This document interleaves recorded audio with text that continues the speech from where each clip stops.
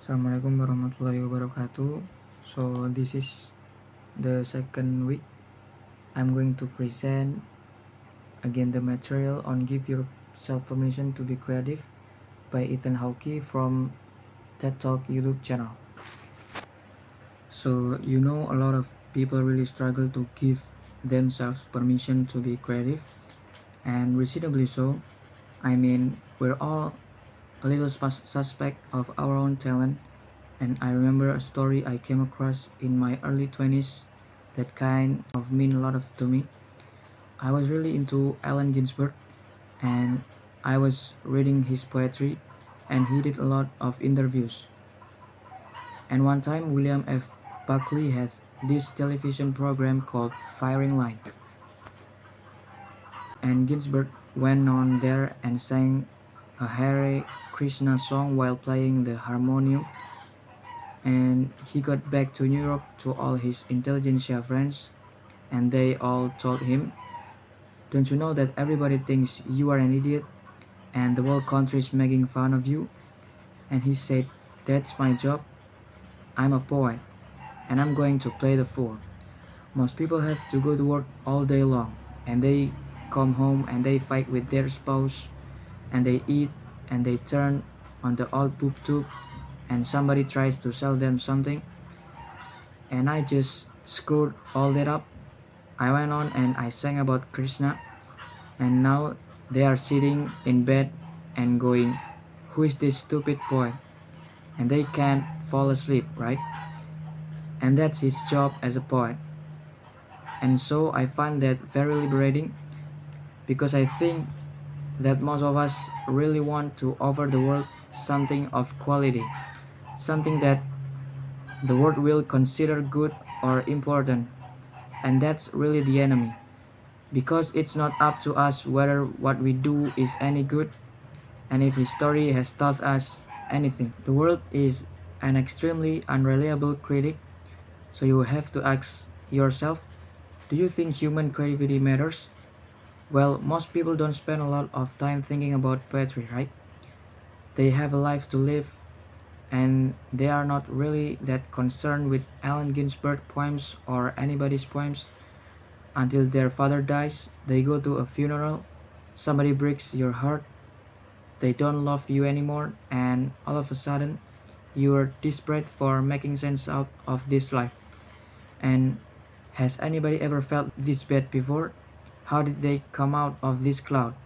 Or didn't verse something great? You meet somebody and your heart explodes. You love them so much, you can't even see straight. You know you are dizzy.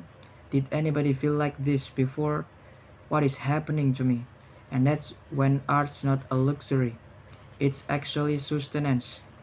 We need it, okay? Well, what is it? Human creativity is nature manifest in us. We look at the aurora borealis. I did this movie called White Fang when I was a kid, and we showed up in Alaska, and you go out at night and the sky was like rippling with purple and pink and white, and it's the most beautiful thing I ever saw. It really looked like the sky was playing beautiful. You go to Grand Canyon at sundown, we know that's beautiful, but fall in love, your lover's pretty beautiful. I have 4 kids, watching them play, watching them pretend to be a butterfly or run around the house and doing anything.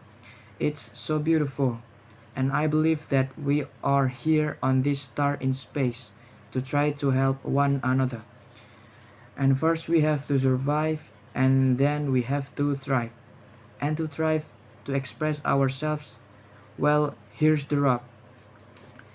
We have to know ourselves. What do you love? And if you get to what you love, who you are is revealed to you, and it expands. For me, it was really easy. I did my first professional play. I was 12 years old. I was in a play called Saint John by George Bernard Shaw at the MacArthur Theatre, and boom, I was in love.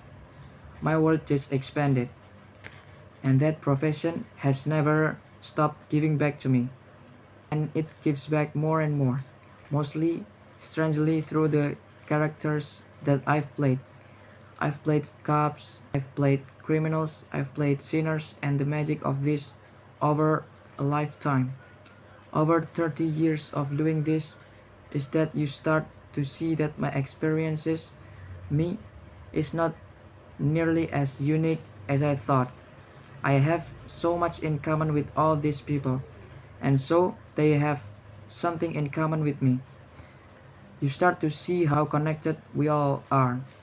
My great grandmother, on her deathbed, she wrote this little biography in the hospital, and it was only about 36 pages long, and she spent about 5 pages on the one time she did costumes for a play. Her first husband got like a paragraph. Cotton farming, of which she did for 50 years, gets a mention. 5 pages on doing these costumes. And I look, my mom gave me one of her quilts that she made, and you can feel it. She was expressing herself, and it has a power that's real. I remember my stepbrother and I went to go see Top Gun, whatever year that came out, and I remember we walked out of the mall. It was like blazing hot. I just looked at him, and we both felt that movie just like calling from God, but completely differently. Like, I wanted to be an actor. I was like, I've got to make something that makes people feel. I just want to be a part of that. And he wanted to be in the military. That's all we ever did was play FBI, play army man, play knights. And I like pose with my sword. And he would build a working crossbow that you could shoot an arrow into a tree. So he joins the army. Well, he just retired a colonel in the Green Berets. He's a multi-decorated combat veteran of Afghanistan and Iraq. He now teaches a sail camp for children of fallen soldiers. He gave his life to his passion. His creativity was leadership, leading others. His bravery to help others. That was something he felt called to do, and it gave back to him. We know this, the time of our life is so short, and how we spend it, are we spending it doing what's important to us? Most of us not. I mean, it's hard. The pool of habit is so huge, and that's what makes kids so beautifully creative, is that they don't have any habits and they don't care if they are any good or not, right? They're not building a sandcastle going, I think I'm going to be a really good sandcastle builder.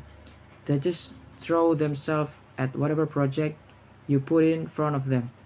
Dancing, doing a painting, building something, any opportunity they have, they try to use it to impress upon you their individuality. It's beautiful.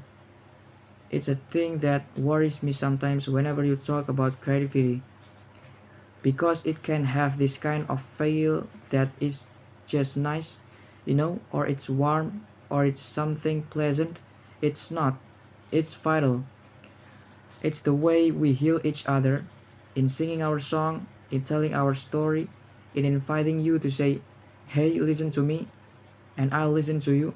We're starting a dialogue, and when you do that, this healing happens, and we come out of our corner and we start to witness each other's common humanity. We start to assert it, and when we do that, really good things happen.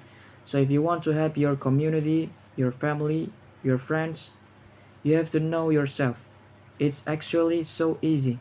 You just have to follow your love. There is no path. There is no path till you walk it, and you have to be willing to play the fool. So don't read the book that you should read. Read the book you want to read. Don't listen to the music that you used to like. Take some time to listen to some new music. Take some time to talk to somebody that you don't normally talk to. I guarantee if you do that, you will feel foolish. That's the point. Play the fool. Okay, maybe that's it from me. That's it. Wassalamualaikum warahmatullahi wabarakatuh.